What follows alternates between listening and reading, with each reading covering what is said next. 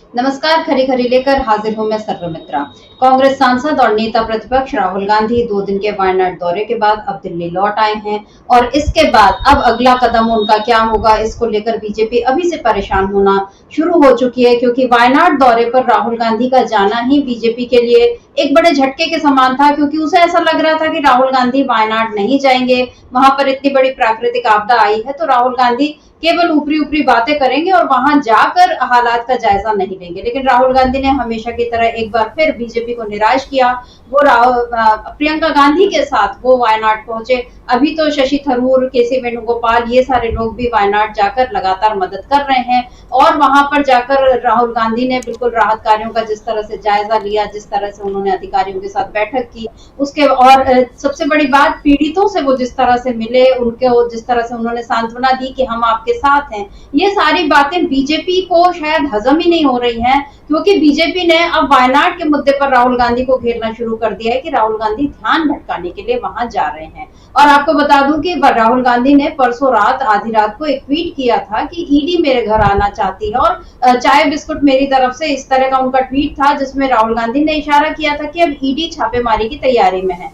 ये छापेमारी क्यों होगी, इसको लेकर अब तमाम चर्चाएं शुरू हो गई हैं, क्योंकि लोग ये समझ रहे हैं कि राहुल गांधी का न केवल सियासी कद बहुत बड़ा हो चुका है मोदी के आगे, बल्कि अब राहुल गांधी कांग्रेस को भी नई ऊंचाइयों पर ले जाने के लिए पूरी तरह से तैयार हैं। एक बड़ा प्लान उनका तैयार हो गया, जिसमें उन्होंने अब अपने लिए नई टीम भी गठित करना उन्होंने शुरू कर दिया है। आपको याद होगा कि एक था G23 कांग्रेस के भीतर ही बना हुआ एक ग्रुप, जिसने लगातार राहुल गांधी के खिलाफ मुहिम छेड़ी हुई थी। राहुल गांधी ने न कभी कांग्रेस के भीतर न कभी कांग्रेस के बाहर अपने इन विरोधों की परवाह की और वो अपनी जो उनकी राजनीति वो चलते रहे, बढ़ते रहे आगे। और अब ऐसा लग रहा है कि राहुल गांधी बड़े प्लान की तैयारी में है। ऐसा इसलिए कह रही हूं मैं क्योंकि एक जिसे हम कहते हैं कि शेडो प्राइम मिनिस्टर की तरह राहुल गांधी काम कर रहे हैं। जहां पहुंचना चाहिए मोदी को, वहां पहुंच रहे हैं राहुल गांधी। और ये सिलसिला आज का नहीं है, हमेशा का है। लेकिन अभी राहुल गांधी के नेता प्रतिपक्ष बनने के बाद जब वो इस तरह से जाते हैं पीड़ितों के बीच, अभी आप स्क्रीन पर देख सकते हैं कि किस तरह से वो वायनाड के एक पीड़ित को गले लगा के सांत्वना दे रहे हैं। 2 साल पहले लखीमपुर में जब किसानों को कुचला गया था, तब भी वो इसी तरह पहुंचे थे। मणिपुर के भी इसी तरह की तस्वीरें आप देखेंगे। राजकोट गए, सूरत, वहां पर भी राहुल गांधी ने यही सब किया। मतलब उनकी अब ऐसी तस्वीरें नई नहीं है, न देश के लोगों के लिए न बाहर के लोगों के लिए। तो दुनिया में भी ये संदेश जा रहा है कि भारत में एक ऐसा नेता है जो जहां कहीं दुख, दर्द, तकलीफ दिखे, वहां पर वो पहुंच जाता है। और ये नेता हमारे देश का प्रधानमंत्री नहीं है, लेकिन प्रधानमंत्री से कम भी नहीं है। यही बात अब बीजेपी को बहुत ज्यादा चुभ रही है और बीजेपी लगातार राहुल गांधी को घेरने की कोशिश कर रही है। ईडी के संभावित छापे की जो बात राहुल गांधी ने कही है, वो भी शायद इसी की वजह से है। और बीजेपी नेता ने, आप याद कीजिए, जो संसद का अभी जो पहला सत्र हुआ उसमें राहुल गांधी ने किन मुद्दों को उठाया, जो अभी दूसरा सत्र हुआ उसमें किस तरह से राहुल गांधी ने बीजेपी को घेरा। तो बीजेपी के नेताओं के पास राहुल के उठाए सवालों का जवाब नहीं होता, तो वो पलटकर उनको जाति की गाली देना, चाहे नकली हिंदू बताना और जितना अपमान हो सकता है वो सब कुछ कर रहे हैं। लेकिन राहुल गांधी किस मिट्टी के बने हैं, ये बताया है कांग्रेस नेता प्रमोद तिवारी ने। पहले हम ये सुन लेते हैं कि कांग्रेस नेता क्या कह रहे हैं राहुल के बारे में, और उसके बाद हम इस चर्चा को आगे बढ़ाएंगे। आपको बता दूं, हमारे साथ जुड़े हुए हैं हमारे ऑनलाइन एडिटर अमलेंदु उपाध्याय जी। तो पहले हम ये सुन लेते हैं कि क्या कहा है प्रमोद तिवारी ने। ये इंदिरा गांधी का पोता है जिसने पाकिस्तान के 2 टुकड़े कर दिए थे। ये राजीव गांधी का बेटा है जिसने इस आधुनिक भारत का निर्माण किया है। न इसे डरा सकते हो, न इसे परेशान कर सकते हो, न झुका सकते हो। ये साहसी है, निडर है। पहली बार देखने को मिल रहा है लोकसभा में कि एक बहादुर नौजवान देश के किसानों, मजदूरों की समस्याओं को उठा रहा है, नौजवानों की समस्याओं को उठा रहा है, बेरोजगारी, महंगाई के खिलाफ बोल रहा है। चक्रव्यूह में जो तुमने बनाया है ना, तोड़ के वो निकल जाएगा। डर लग रहा है ना उससे, तो ईडी की रेड कराओगे, कराना। हम कहा है राहुल गांधी ने कि हम खुली बाहों से इंतजार करेंगे। राहुल गांधी ने तो पहले ही कह दिया, चाय बिस्किट मेरी तरफ से, खुली बाहों से इंतजार करेंगे, ये बता रहे हैं प्रमोद तिवारी। तो हमारे साथ जो जुड़े हुए हैं अमलेंदु उपाध्याय जी। अमलेंदु जी, बहुत बहुत स्वागत आपका इस कार्यक्रम में। आपने सुना अभी किस तरह के जो बयान दिया प्रमोद तिवारी ने। कल संजय राउत का भी इसी तरह का बयान आया था, जिसमें उन्होंने कहा था कि राहुल गांधी ने इस सरकार की धज्जियां उड़ाकर रख दी हैं और इसीलिए उनके खिलाफ इस तरह की साजिशें हो रही हैं। हालांकि संजय राउत ने तो और आगे जाकर ये भी कहा कि विदेशी धरती पर उनके खिलाफ साजिश हो रही है और कुछ वो बड़ा उनके ऊपर हमले की भी बात उन्होंने की थी। खैर, राहुल गांधी तो इन सब बातों से हमेशा ही बेपरवाह रहे हैं, तभी तो वो सुरक्षा का घेरा तोड़कर भारत जोड़ो यात्राओं में भी, दोनों यात्राओं में इसी तरह लोगों से मिलते रहे, अभी भी वो मिल रहे हैं। और अब जो खबरें आ रही हैं कि राहुल गांधी किसी बड़े प्लान की तैयारी में है। 9 अगस्त को अंग्रेजों भारत छोड़ो ये जो मुहिम छेड़ी थी गांधी जी ने, और उसके बाद जिसके बाद स्वतंत्रता संग्राम का पूरा एक वो अध्याय ही एकदम बदल गया था, पूरी धारा उसकी बदल गई थी। उसकी जयंती पर खबर आ रही है कि गुजरात में कांग्रेस जो है वो न्याय यात्रा निकालने जा रही है और कांग्रेस नेतृत्व इस यात्रा में शामिल हो सकता है। तो इसके अलावा भी राहुल गांधी ने अपने साथियों की एक नई टीम तैयार कर ली और उनके ये साथी आपको हर जगह दिख जाएंगे, संसद से लेकर उन जगहों पर जहां पर आपदाएं आई हुई हैं या जहां न्याय की मांग उठानी होती है, ये लोग दिख जाएंगे। तो अमलेंदु जी, आपको क्या लगता है ये जो बीजेपी इस तरह से, जैसे कंगना रनौत जो है वो ट्वीट करके राहुल गांधी की दादी नानी दादा नाना सबका वो करके और उनको बहुत ही खराब शब्दों में उनको अपमानित करने की कोशिश करती हैं। इधर अनुराग ठाकुर ने जो कुछ संसद में कहा कि तुम्हारा जिनकी जात का पता नहीं, वो तो सीधे सीधे गाली ही समझी जाती है और उस गाली को आप अपशब्द कह ले, बहुत अगर संभ्रांत उसमें कहना है तो, लेकिन उन अपशब्दों को नरेंद्र मोदी जिस तरह से वो करते हैं, रिपीट करते हैं और बताते हैं कि इस भाषण को जरूर सुनना चाहिए, यानी वो भी बताते हैं कि मैं इन्हीं लोगों के साथ खड़ा हूं, मैं उधर नहीं हूं जहां पर लोग पीड़ित हैं। नरेंद्र मोदी का कोई ट्वीट हमने वायनाड पे नहीं देखा, उनकी कोई संवेदना, इन्हें वहां जाना तो दूर की बात है, वो मणिपुर भी नहीं जा पाए, हाथरस नहीं गए, लखीमपुर नहीं गए, जहां गुजरात में उनके अपने राज्य में इतनी बड़ी घटनाएं हो गई, चाहे मोरबी पुल का जो हुआ था हादसा, वहां नहीं गए थे, और अभी जो भावनगर में भी, भावनगर नहीं सूरत में, राजकोट में जिस तरीके से आगजनी हो गई थी उसमें भी वो उन्होंने कुछ नहीं किया। तो नरेंद्र मोदी की पॉलिटिक्स जो है वो केवल सत्ता में बने रहने की है, लेकिन जिस तरह से राहुल गांधी प्रधानमंत्री की भूमिका के जैसे काम कर रहे हैं, मतलब लोगों को तो यही दिख रहा है। तो आपको क्या लगता है अमलेंदु जी की क्या किसी बड़े प्लान की तैयारी में राहुल गांधी है, क्या है उनका प्लान, आपसे जानना चाहते हैं। देखिए समित्रा जी, राहुल गांधी निश्चित तौर पे किसी बड़े प्लान की तैयारी में है और ये बड़ा प्लान यही है कि किस तरीके से पहले कांग्रेस का संगठन मजबूत किया जाए और उसके साथ साथ जो उनके इनर टीम है उसको किस तरीके से मजबूत किया जाए, ताकि सारी जिम्मेदारियां राहुल गांधी के ऊपर ही नहीं रहें, संसद से लेकर सड़क तक वो जिम्मेदारियां बांटी जाएं। तो उसकी तरफ वो काम कर रहे हैं। कांग्रेस का अपना संगठन है और कांग्रेस का संगठन अच्छे तरीके से बन चुका है, मतलब जो कार्य समिति है वो सब बन चुकी है, मल्लिकार्जुन खड़गे बना चुके हैं। उससे इतर जो राहुल गांधी का खुद का एक संगठन होगा, यानी राहुल गांधी एक व्यक्तिगत तौर पे, एक राजनेता के तौर पे उनका जो अपना संगठन होगा, उनका जो इनर सर्किल होगा, उसकी वो तैयारी कर रहे हैं और उसमें उनके कुछ चुनिंदा लोग उसमें शामिल होंगे जो हर जगह राहुल गांधी की जाकर के एक तरीके से प्रतिनिधित्व करेंगे या राहुल गांधी को जो ज़मीन की सूचनाएं हैं वो देंगे जब राहुल गांधी किन्हीं और कामों में व्यस्त होंगे। तो उसकी राहुल गांधी तैयारी कर रहे हैं। राहुल गांधी जिस तरीके से जनता के बीच लगातार बने हुए हैं और जनता के सवालों को लेकर के जनता के बीच जा रहे हैं, ये असल में भारतीय जनता पार्टी की परेशानी का बहुत सबब बन चुका है समित्रा जी। और जो आपने बताया कि कंगना रनौत किस तरीके से बातें कर रही हैं या अनुराग ठाकुर किस तरीके से बातें कर रहे हैं, तो एक तो ये कि अब तो एक कहा जाए कि वो प्रतिस्पर्धा है स्मृति ईरानी और कंगना रनौत के बीच में, कि स्मृति ईरानी अब संसद में नहीं है तो उनकी जगह अब कौन लेगा। तो कंगना रनौत और अनुराग ठाकुर जो हैं वो अब उस जगह को भरना चाहते हैं। हालांकि अनुराग ठाकुर पहले भी थे लोकसभा में और पहले भी वो उस जगह को भरा करते थे, लेकिन अब वो स्मृति ईरानी की जगह खाली होने की वजह से अब वो दोनों के बीच एक प्रतिस्पर्धा है कि स्मृति ईरानी की जगह कौन भरता है, कंगना रनौत भर पाती हैं या अनुराग ठाकुर भर पाते हैं। तो वो खैर उनका अपना अंदरूनी मसला है, कोई किसी की जगह लेने के लिए काम कर सकता है और जगह तो खाली हुई है स्मृति ईरानी की, वो भरी भी जानी है। और कुल मिलाकर अगर देखा जाए समित्रा जी, तो भारतीय जनता पार्टी का असली जो चेहरा है वो वही है जो स्मृति ईरानी सदन के अंदर प्रदर्शित करती थी, या अनुराग ठाकुर कर रहे हैं या कंगना रनौत कर रही हैं, तो असली चेहरा तो वही है। तो अब उसकी प्रकटीकरण भी होना चाहिए कि जो असली चेहरा है वो सामने आते रहना चाहिए, तो इसके लिए वो काम कर रहे हैं। लेकिन राहुल गांधी सबसे विचलित हुए बिना जो काम कर रहे हैं समित्रा जी, वो ज़्यादा महत्वपूर्ण है। अब जो वायनाड का मसला था, जैसे आपने भी कहा कि भाई यहाँ होना चाहिए था प्रधानमंत्री को, मणिपुर जाना चाहिए था प्रधानमंत्री को, उत्तराखंड चले जाना चाहिए था प्रधानमंत्री को। चलिए आप मणिपुर नहीं जा रहे हैं, कोई बात नहीं, मणिपुर का माप नहीं जानते हैं। केरल वायनाड आप नहीं जा रहे हैं कि राहुल गांधी का संसदीय क्षेत्र रहा है और केरल में आपकी सरकार नहीं है तो आप नहीं जाने, कोई बात नहीं। लेकिन केरल जैसी त्रासदी, वैसी ही त्रासदी तो उत्तराखंड में भी हुई है जहाँ आपकी सरकार है। वहाँ भी 50 लोग लापता हैं, बादल फटने की, 3 जगह बादल फटने की खबरें आ रही हैं। तो वहाँ आप चले जाते, उत्तराखंड चले जाते, उत्तराखंड में आप लोगों से करते। लेकिन आपने ना उत्तराखंड की त्रासदी पे, ना किसी रेलवे की त्रासदी पे, ना वायनाड की त्रासदी पे आपकी तरफ से कोई बात सुनने को किसी को नहीं मिली। तो क्या ये सारी जिम्मेदारियाँ राहुल गांधी को ही निभानी हैं?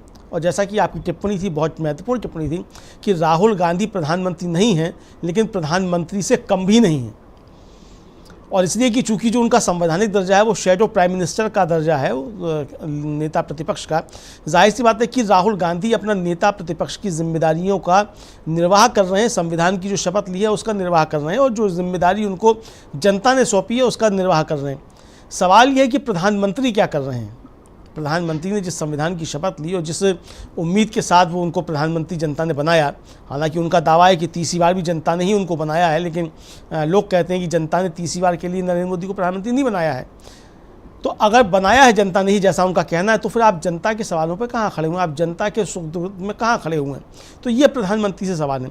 तो राहुल गांधी जो फिलहाल तैयारी कर रहे हैं शर्मिष्ठा जी, वो तैयारी यही है कि चूंकि अब उनके ऊपर जिम्मेदारियाँ नेता विपक्ष की भी हैं लोकसभा में और जनता के बीच भी उनको रहना है, तो जनता की जिम्मेदारियाँ, मतलब जनता से संवाद और सदन की जिम्मेदारियाँ, दोनों के बीच किस तरह से समन्वय स्थापित हो ताकि किसी भी काम में कोई कोताही ना होने पाए। इसके लिए राहुल गांधी अपनी टीम जो है, व्यक्तिगत टीम, उसका एक तरह से कहा जाए वो निर्माण कर रहे हैं।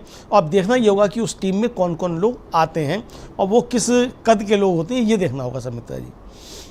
जी बिल्कुल, क्योंकि अभी हम देख रहे हैं कि प्रधानमंत्री नहीं जा रहे हैं और प्रधानमंत्री के नक्शे कदमों पर चलते हुए उनके सांसद भी, आप देखिए अमलेंदु जी की उत्तराखंड में भी अभी तस्वीरें मैं देख रही थी कि तो वहां पे जो है गणेश गोदियाल कांग्रेस नेता, वो वहां पीड़ितों के बीच दिखाई दे रहे हैं। उत्तराखंड के बीजेपी नेता पता नहीं कहाँ है। इधर कंगना रनौत के बारे में मैंने खबर पढ़ी, मैं नहीं जानती, उसकी पुष्टि मैं नहीं कर सकती, लेकिन उनका ये बयान है कि हिमाचल में स्थिति सुधर जाए तो मैं जाऊंगी।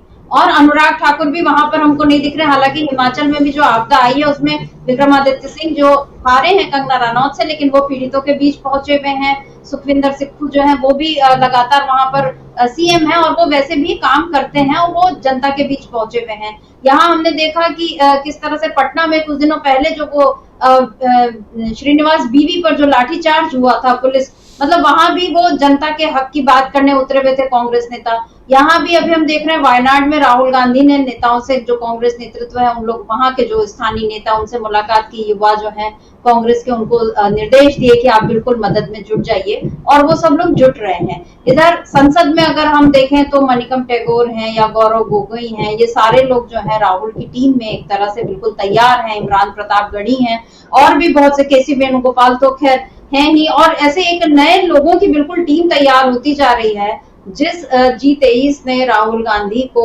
बिल्कुल ये करने की कोशिश की थी कि आप किसी काबिल नहीं है, और हमने देखा था गुलाम नबी आजाद ने तो अपना इस्तीफा ही इसी आधार पर सौंपा था, इतने लंबा चौड़ा पत्र लिख के कि राहुल उनको पसंद नहीं आ रहे थे। तो ठीक है, वो उनकी अपनी चॉइस है कि कौन उनको पसंद आता है नहीं आता है, लेकिन राहुल गांधी ना इन आलोचनाओं से कभी घबराए, ना वो बीजेपी के हमलों से भी कभी रुके। और यहाँ पर हम यही देख रहे हैं कि वो लगातार लोगों के बीच पहुंच रहे हैं और जननायक की उनकी एक जो छवि है वो मजबूत होती जा रही है। इधर सोनिया गांधी ने भी अभी जो वो संसदीय दल की नेता हैं, और उन्होंने परसों जो बैठक ली थी पार्लियामेंट में अपनी संसदीय दल की, उसमें उन्होंने ये 4 राज्यों के जो विधानसभा चुनाव हैं उनको लेकर उन्होंने खास तौर पर निर्देश दिया था, और उन्होंने ये कहा था कि अभी हमको बिल्कुल इन 4 राज्यों में चुनाव होने हैं, तो लोकसभा चुनाव में पैदा हुए मूवमेंट को बरकरार रखना है, हमें आत्मसंतुष्ट और अति आत्मविश्वासी नहीं बनना चाहिए। माहौल हमारे पक्ष में है, लेकिन हमें जीत की भावना के साथ एकजुट होकर काम करना होगा। और उन्होंने ये भी कहा कि अगर लोकसभा चुनाव में देखे हुए रुझान को दर्शाते हुए अच्छा प्रदर्शन विधानसभा चुनाव में भी किया जाता है तो राष्ट्रीय राजनीति में बड़ा बदलाव आएगा। ये सोनिया गांधी के शब्द हैं, जिनको ठीक है मीडिया उतनी तवज्जो अब शायद नहीं देता है, या उसके लिए अभी भी मतलब अभी जब हम ये बात कर रहे हैं अमलेंदु जी, तो मुझे याद पड़ता है कि प्रधानमंत्री के पास इतना वक्त मिल ही गया था कि वो अंबानी की, चलिए बहुत दिनों की शादी जो चलती रही उसमें नहीं शामिल हुए, लेकिन एक दिन फिर भी उन्होंने निकाला कि वो वहां गए और वर वधू को उन्होंने आशीर्वाद दिया। तो जो जब अंबानी के बच्चे जो हैं प्रधानमंत्री के आशीर्वाद के काबिल हो सकते हैं, तो इस देश के लोगों ने उनका क्या बिगाड़ा है अमलेंदु जी, जो उनके हिसाब से तीसरी बार अगर प्रधानमंत्री बनाया है, तो क्यों वो लोगों के बीच में नहीं जाते? एक सवाल ये कि आखिर उनको लोगों से डर किस बात का है, और दूसरा सवाल ये अमलेंदु जी की जो सोनिया गांधी ने ये बात कही है कि राष्ट्रीय राजनीति में बड़ा बदलाव आ सकता है, ये इस बात से आप कहां तक सहमत है और किस तरह से आप ये बदलाव को होते हुए देख रहे हैं अमलेंदु जी? देखिए सर मित्रा जी, एक तो जहाँ तक सवाल ये है कि प्रधानमंत्री जो है वो जिम्मेदारियाँ क्यों नहीं निभा रहे हैं, या प्रधानमंत्री को जनता से डर क्यों लगता है, तो मुझे लगता है कि शायद प्रधानमंत्री समझ चुके हैं कि अब उनका समय जो है प्रधानमंत्री के तौर पे पूरा हो चुका है। जितने दिन खिंच जाए प्रधानमंत्री के तौर पे उतने दिन वो रह लें और आनंद उठा लें इस कुर्सी पे बैठने का। तो अब प्रधानमंत्री उसी मूड में हैं और वो कुर्सी का आनंद उठा रहे हैं। तो अब वो जगह जगह जाएंगे, विदेशों में जाएंगे, तमाम जगह जो दुनिया घूमने से बच गई है उसको पूरा कर लेंगे। फिर गिनीज़ बुक ऑफ रिकॉर्ड में नाम दर्ज कराएंगे कि सबसे ज़्यादा देशों में घूमने वाले प्रधानमंत्री के तौर पर नरेंद्र मोदी जो है वो रिकॉर्ड बनाएंगे। तो वो उस रिकॉर्ड बनाने पे लगे हुए हैं। तो बहरहाल वो उनका अपना मसला है कि वो किस उसको कर रहे हैं, रिकॉर्ड बनाने पे लगे हैं, तो वो अपना है। लेकिन जो सोनिया गांधी ने बात कही सर मित्रा जी कांग्रेस सांसदों की बैठक में, वो बहुत महत्वपूर्ण है। और निश्चित तौर पे अगर 3 राज्यों के जो फिलहाल विधानसभा चुनाव हैं, इसमें अगर भारतीय जनता पार्टी हारती है और कांग्रेस वहाँ मजबूती के साथ उभर कर आती है, सरकारें बनाती है, महाराष्ट्र और झारखंड में तो उसका गठबंधन है, लेकिन हरियाणा में वो अकेले चुनाव में जाएगी, तो इसका राष्ट्रीय राजनीति पे ज़बरदस्त असर पड़ेगा। और ज़बरदस्त असर ये होगा कि फिर मोदी जी के खिलाफ जो इस समय अंदरूनी चीज़ें भारतीय जनता पार्टी में चल रही हैं, वो फिर खुलकर सतह पर आ जाएंगी। आप देखिए वो विजुअल भी हम लोगों ने दिखाया है, कई बार दिखाया है हमने, कि बैठक है मुख्यमंत्रियों की, भाजपा के मुख्यमंत्रियों की, अमित शाह और राजनाथ सिंह पहुंचते हैं उस बैठक में, तो योगी आदित्यनाथ राजनाथ सिंह को नमस्ते भी करते हैं, बैठने का इशारा भी करते हैं। लेकिन जब नरेंद्र मोदी आते हैं तो सब हाथ जोड़कर नमस्ते करते हैं और योगी आदित्यनाथ हाथ नहीं जोड़ते हैं, जो विश्राम की मुद्रा में खड़े हैं, सावधान की मुद्रा में खड़े हैं, उसी मुद्रा में खड़े रहते हैं। और इसको लेकर अखिलेश यादव ने लोकसभा में तंज भी किया था कि जिन्होंने अब नमस्ते भी नहीं हो रही है और जिन्होंने हराया था आप उनको हटा भी नहीं पा रहे हैं। तो ये जो चीज़ें चल रही हैं, ये साफ तौर पर जाहिर करती है कि जो सोनिया गांधी ने कहा समिता जी, उन बातों में दम है और राष्ट्रीय राजनीति में ज़बरदस्त तरीके से अंतर देखने को मिलेगा इन 3 विधानसभा चुनाव के बाद, महाराष्ट्र, झारखंड और हरियाणा के चुनाव के बाद। हाँ, जो खबरें आ रही हैं महाराष्ट्र से सरमित्रा जी, इसमें खबरें यही आ रही हैं कि महायुति जो है, यानी जो एनडीए है, उसमें बहुत ज़्यादा टूटन वहाँ दिखाई पड़ रही है और सीटों के बंटवारे को लेकर बहुत ज़्यादा सिरफुटअव्वल की स्थिति वहाँ है। चूँकि एकनाथ शिंदे और अजीत पवार दोनों समझ रहे हैं कि अगर भारतीय जनता पार्टी से उनका सीटों का ठीक समझौता नहीं हुआ तो भारतीय जनता पार्टी एकनाथ शिंदे और अजीत पवार के साथ वही करेगी जो उसने उद्धव ठाकरे के साथ किया था, वही विश्वासघात की राजनीति करेगी। और ये विश्वासघात की राजनीति का लेवल जो है सरमित्रा जी, ये चस्पा होता जा रहा है भारतीय जनता पार्टी के ऊपर कि पुख्ता तौर पे कि ये भारतीय जनता पार्टी जिसके साथ है उसके साथ विश्वासघात करेगी ही करेगी। ये एक आम धारणा सी बनती चली जा रही है, चूँकि वो अब तक के उनका कार्यप्रणाली इस तरीके की रही है।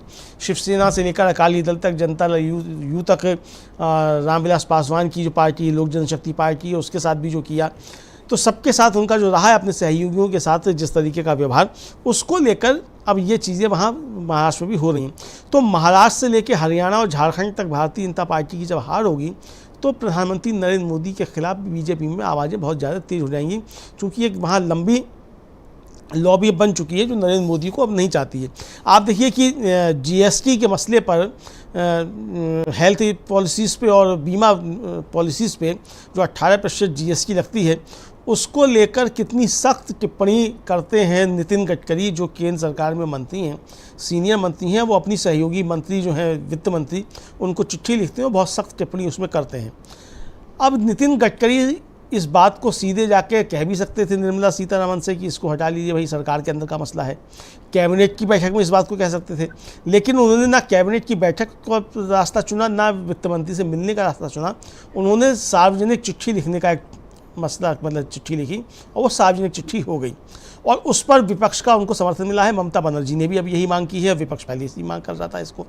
यानी कि जो मोदी जी के खिलाफ एक माहौल बन रहा है, विपक्ष बना रहा है, उसमें भारतीय जनता पार्टी के अंदर से भी अब लोगों का साथ मिलने लगा है। आरएसएस की टिप्पणियां भी आती रही हैं मोदी जी के खिलाफ। हमने देखा कि मोहन भागवत ने किस तरीके से बातें की। यानी जो सोनिया गांधी कह रही हैं कि इन विधानसभा चुनाव को हमको गंभीरता से लेना है और कांग्रेस से कह रही हैं कि आप एकजुट होकर के चले आइए चुनाव में, सरकार बनाइए कांग्रेस की, आपसी झगड़े जहाँ भी हैं वहाँ छोड़िए, और अगर आप सरकार बना लेते हैं तो फिर बहुत कुछ आगे आपके सामने है। जाहिर सी बात है सुमित्रा जी, अगर इन 3 राज्यों में सरकार बन जाती है इंडिया गठबंधन की और कांग्रेस की, उसके बाद देश की राजनीति जब बदलेगी तो जो लोग अभी राज्यों में सिर्फ उटव्वल कर रहे हैं कांग्रेस के लोग जो हैं, तो वो फिर उनके सामने फिर दूसरे संकट होंगे और फिर कांग्रेस उनसे निपट भी सकती है अपने तरीके से फिर।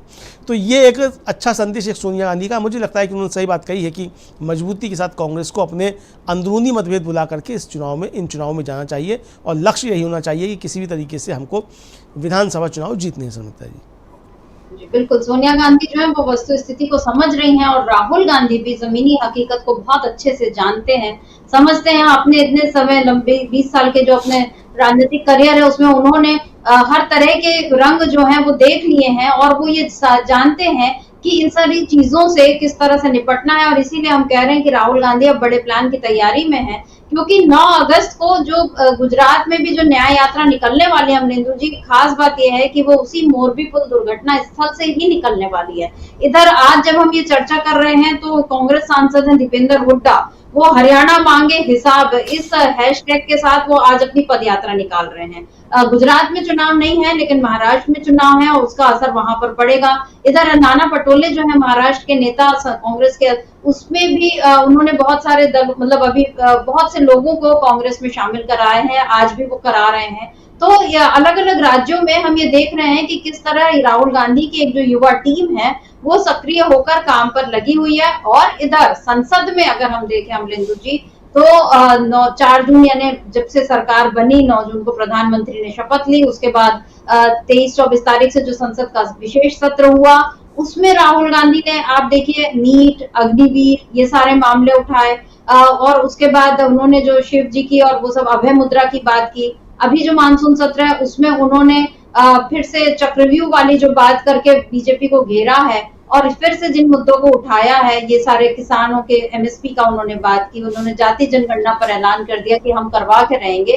तो बीजेपी को इन सारे ऐलान पर एक तरह से घबराहट ही हो गई, क्योंकि वो तो अभी तक ये सोच रही थी कि अभी विपक्ष में आ गए तो हम इनको वैसे ही दबाएंगे जैसे हम अभी तक दबाते आए हैं। और ओम बिरला को भी इसी वजह से शायद स्पीकर फिर से बनाया गया था कि आपने पहले जैसे इकट्ठे बहुत सारे सांसदों को निलंबित कर दिया, आप इस बार भी कर दीजिएगा, लेकिन अब ऐसा हो नहीं पा रहा। देख रहे हैं कि ओम बिरला किस तरह से राहुल गांधी को बार बार टोकते हैं। मतलब कल की एक विजुअल ये आया था कि राहुल गांधी थोड़ा मुंह घुमाकर, कल का तो नहीं, 2 दिन पहले तो वो वहां थे, लेकिन जब उनका वो संसद में थे वो मुंह घुमाकर बैठे हुए थे तो उनको टोक दिया कि आप मेरी तरफ मुंह करके बैठिए, आप यहाँ बैठिए। उधर जब इतने उनके सत्ता के जो सांसद हैं वो जिस तरीके से बदतमीजी से, एक तरह से कहना चाहिए, वहां पर बातें करते हैं, कुछ करते हैं, तो उनको ओम बिरला तब मुस्कुरा कर सुन रहे हैं। अनुराग ठाकुर की बात को भी वो आराम से सुन गए, लेकिन राहुल गांधी को टोकने का कोई मौका नहीं छोड़ते ताकि ये लगे कि हम तुमको दबा सकते हैं। लेकिन अब बीजेपी के इन सारी हरकतों का उल्टा असर होता हुआ दिख रहा है। राहुल गांधी न केवल संसद के भीतर, अभी वो सुल्तानपुर गए तो वहां उन्होंने फिर लोको पायलट से मुलाकात कर ली, और सबसे खास बात तो ये वो जिस मोची रामचरित से मिले, अब उसके बारे में खबरें आ रही हैं कि जो चप्पल राहुल गांधी ने सिली थी वो 10 लाख तक की उसकी बोली लग गई कि हम खरीदने तैयार हैं, लेकिन वो कह रहे हैं कि नहीं, मुझे नहीं बेचना, इसको मैं फ्रेम करा कर रखूंगा। तो ये भी एक संदेश जा रहा है कि राहुल गांधी जिस चीज को छू लें वो कितनी अनमोल हो जाती है। तो राहुल गांधी का ये जो एकदम सियासी कद बढ़ चुका है अमरिंदर जी, क्या मोदी इससे कभी अब अपना मुकाबला, क्योंकि मोदी ने खुद को तो पता नहीं अविनाशी बता ही दिया, लेकिन उनके साथ के लोग भी कहीं मोदी चालीसा और मोदी का मंदिर और मैं मोदी भक्त हूँ, ये भक्त शब्द भी बिल्कुल नेगेटिव सेंस में इन्हीं 10 सालों में प्रचलित हो गया। क्या लग रहा है आपको कि राहुल गांधी बिल्कुल इस राजनीतिक जो अभी जो विचारधारा जो चल रही, डिस्कोर्स जो चल रहा है, उसको बदल पाएंगे या बदल चुके हैं राहुल गांधी? समझता जी, देखिए, एक तो राहुल गांधी बहुत कुछ तो डिस्कोर्स बदल चुके हैं, और जो बचा है मुझे लगता है कि वो थोड़े समय में वो भी बाकी सब बदल जाएगा। आप देखिए, आप आम लोगों से बातचीत कीजिए जो पहले कभी नरेंद्र मोदी के बहुत बड़े समर्थक हुआ करते थे, उनमें से बहुत से लोग अब खुलकर राहुल गांधी की तारीफ़ करने लगे हैं और मोदी की खिलाफत करने लगे हैं, बुराई करने लगे हैं। और जो थोड़े बहुत बचे हैं वो अब खामोशी अख्तियार कर चुके हैं। ये एक ज़बरदस्त अंतर सर्वता जी देखने में आया है, और ये जाहिर सी बात है कि राहुल गांधी ने जिस तरीके से मेहनत की है, जनता के सवालों को लेकर के मेहनत की है, उसका परिणाम है। नरेंद्र मोदी की छवि बनाने के लिए तो हज़ारों करोड़ रुपया खर्च किए गए समिता जी, लेकिन राहुल गांधी की छवि बनाने के लिए कोई पैसा खर्च नहीं किया जा रहा है। राहुल गांधी जो हैं वो खुद जनता के सामने आ रहे हैं। वो हम लोग देखते हैं कि वो मीम्स जो बनते हैं उसमें आता है कि हम तो ऐसे ही हैं। तो राहुल गांधी जो हैं वो हम तो ऐसे ही हैं वाले उस लहजे में ही हैं कि हम जैसे थे वैसे ही हैं और हम तो ऐसे ही हैं। तो राहुल गांधी तो ये बता रहे हैं कि हम तो ऐसे ही हैं, लेकिन दिक्कत नरेंद्र मोदी के सामने है कि आप जैसे नहीं हैं और आपको जैसा बताया गया था वो रंग अब उतर रहा है, और जनता के सामने आपका असली चेहरा सामने आ रहा है। और अब तो हद ये हो गई है सर मित्रा जी कि 21 जानें चली जाती हैं रेल दुर्घटनाओं में, और उसको कि रेल मंत्री सदन में खड़े होकर कह देता है छोटी मोटी घटनाएं, और उस पर भारतीय जनता पार्टी के सांसद जो है वो ताली बजाते हैं, मेजे थपथपाते हैं। 21 मौतों पे अगर मेजे थपथपाई जाने लगें तो समझा जा सकता है कि ये मेजे थपथपाई जा रही हैं या नरेंद्र मोदी की छवि को जो है वो तार तार किया जा रहा है। तो ये काम तो खुद भारतीय जनता पार्टी कर रही है, दूसरा नहीं कर रहा है।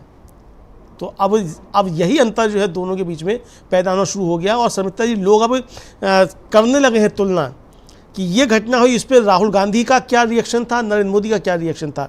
इस तरीके की और घटनाएं हुई थी तो राहुल गांधी ने क्या किया, नरेंद्र मोदी ने क्या किया। बीच में हम लोगों ने देखा था कि पिछले वो तो लोकसभा सत्र की बात है, पिछले लोकसभा सत्र की मतलब 2019 वाले में आखिरी सत्र जो था उसमें राहुल गांधी निकले अपने घर से और एक स्कूटर का एक्सीडेंट हो जाता है। राहुल गांधी अपनी कार रोक करके उतरते हैं, उस स्कूटर चालक से मिलते हैं, पूछते हैं चोट तो लगी, देखिए ठीक ठाक है, सब कुछ है। उसके बाद वो चला जाता है, तब राहुल गांधी आते हैं। ये ज़बरदस्त तरीके से वायरल हुआ राहुल गांधी का। उसी के साथ में नरेंद्र मोदी का एक वीडियो वायरल हुआ कि नरेंद्र मोदी भाषण दे रहे हैं और मंच पे ही कोई आदमी गिर जाता है, नरेंद्र मोदी अपना भाषण जारी रखते हैं, उस तक पलट कर देखते भी नहीं हैं। तो ये लगातार लोगों ने इसको शेयर किया, दोनों वीडियो साथ साथ मिला करके सोशल मीडिया पे खूब इस तरीके से वायरल हुए। तो यानी अब ये तुलना होने लगी है कि अगर कोई घटना हो रही है तो उस पर राहुल गांधी किस तरीके से रिएक्ट कर रहे हैं और प्रधानमंत्री किस तरीके से रिएक्ट कर रहे हैं। वायनाड की इतनी बड़ी घटना समित्रा जी, 300 लोगों की जान जाना कोई मामूली बात नहीं है। एक ही रात में 2 गांव भारत के नक्शे से गायब हो जाएं। 308 लोगों की अब तक सूचना आ चुकी है कि उनकी मृत्यु हो चुकी है। 400 से ज़्यादा लोग लापता हैं। जो लापता हैं तो समझा जा सकता है कि अगर 5 दिन तक लापता हैं तो वो भी फिर जब मिलेंगे तो वो किस स्थिति में मिलेंगे, ये अभी से कहना नहीं चाहिए, ईश्वर करे कि सब जीवित मिलें, लेकिन समझा जा सकता है कि 5 दिन तक अगर कोई लापता है और मलबे में दबा हुआ है या बह के चला गया है तो वो किस स्थिति में मिलेगा या नहीं मिलेगा। ऐसी स्थिति में भी अगर नरेंद्र मोदी अपनी तरफ से कोई संवेदना प्रकट नहीं कर सकते हैं तो फिर समझा जा सकता है कि क्या है। और ऊपर से जो है रही सही कसर जो है वो उनके गृह मंत्री वो पूरी कर देते हैं गलत वक्तव्य देकर केरल के संबंध में। अब लोग सवाल पूछ रहे हैं कि भाई केरल को अगर आपने सूचना दे दी थी कि वहाँ अर्ली वार्निंग आपने दे दी कि ऐसा होने वाला है, तो आपने ये सूचना उत्तराखंड को क्यों नहीं दे दी थी कि वहाँ भी भूस्खलन होने वाला है, बादल फटने वाला है। आप कह रहे हैं ना आपने केरल को दे दी थी और केरल सरकार ने काम नहीं किया। दुर्घटना तो वहाँ भी हुई है उत्तराखंड में भी, जहाँ आपकी सरकार है, वहाँ आपने क्यों नहीं दे दिया था।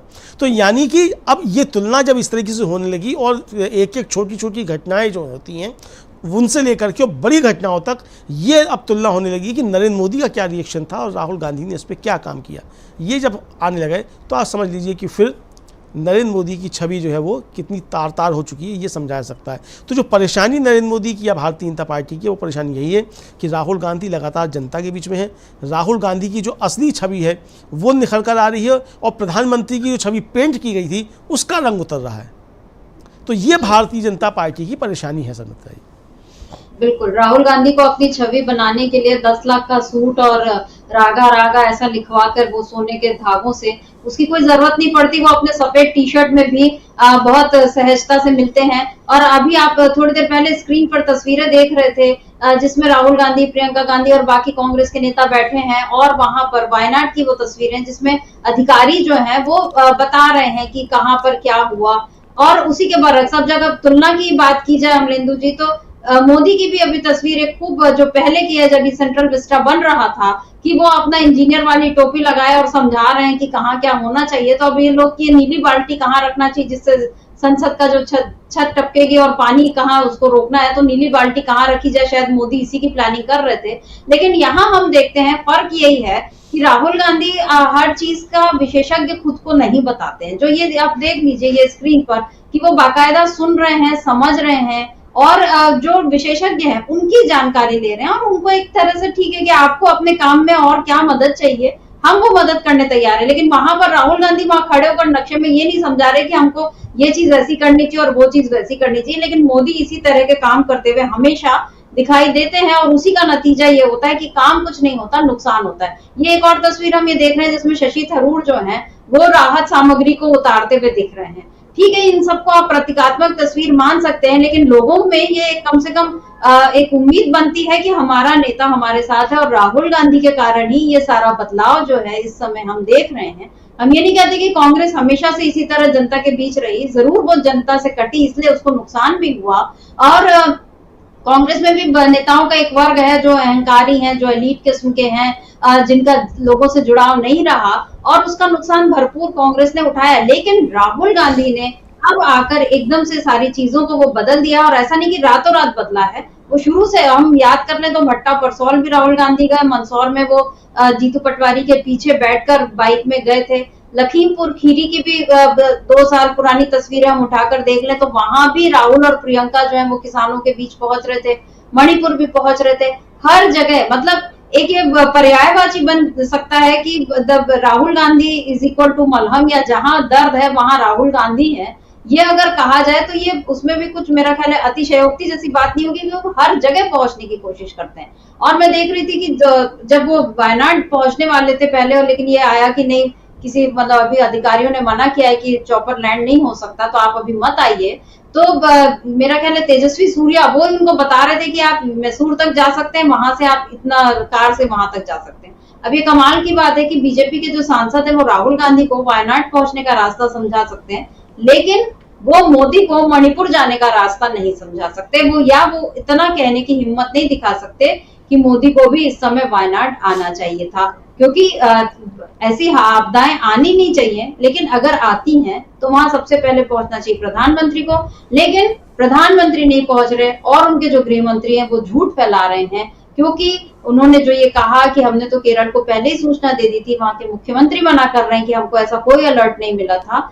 और अब कांग्रेस ने इस पर बाकायदा, कल का है जयराम रमेश, उन्होंने ये किया कि उन्होंने साफ साफ ये लिखा है कि हम मतलब उन्होंने संसद में विशेष अधिकार हनन का एक प्रस्ताव दिया, और उन्होंने लिखा अपने नोटिस में कि 31 जुलाई को राज्यसभा में वायनाड भूस्खलन पर ध्यानाकर्षण के अपने जवाब में केंद्रीय गृह मंत्री ने प्रारंभिक चेतावनी प्रणालियों पर कई दावे किए, और ये कि केंद्र सरकार इस त्रासदी की सूचना देने में काफी आगे थी। लेकिन मीडिया में इन दावों का बड़े पैमाने पर फैक्ट चेक किया गया, और उसकी एक रिपोर्ट उन्होंने दे दी, और ये बताया कि उन्होंने जो राज्यसभा को गुमराह किया है अमित शाह ने, ये जो रिपोर्ट्स हैं ये झूठी हैं, ये बता दिया।